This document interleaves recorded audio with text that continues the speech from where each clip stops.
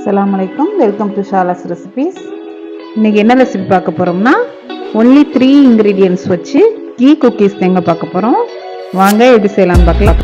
ஒரு பவுலில் 1/2 cup powder sugar சேர்த்துக்குங்க. பவுடர் சுகர்னால் வேறு ஒன்றும் இல்லை, சுகரை வந்து நான் மிக்ஸி ஜாரில் அரைச்சி சேர்த்துருக்கேன்.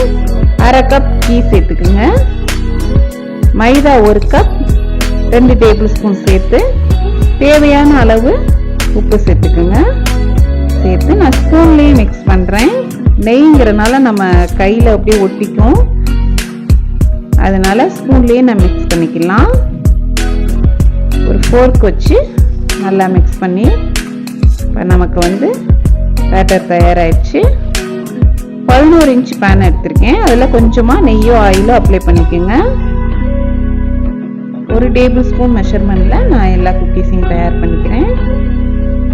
இந்த மாதிரி ரவுண்ட் பண்ணி அழுத்தி விட்டுக்கோங்க. இந்த மாதிரி எல்லா குக்கீஸையும் நம்ம தயார் பண்ணிக்கலாம்.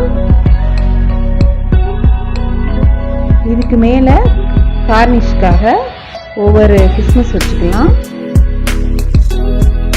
நீங்கள் கேஷ்யூ நட், பாதாம் அந்த மாதிரி எது வேணால் சேர்த்துக்கலாம். ஒரு பேனில் ஸ்டாண்ட் வச்சு ஒரு 10 நிமிஷம் ஹை ஹீட்டில் மூடி வச்சுருங்க.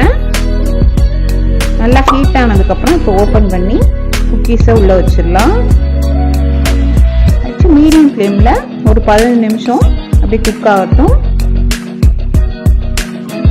நமக்கு குக்கீஸ் குக் ஆயிடுச்சு. எடுத்துடலாம். நம்மளுடைய கீ குக்கீஸ் சூப்பராக தயாராகிடுச்சு. நீங்களும் ட்ரை பண்ணி பாருங்கள்.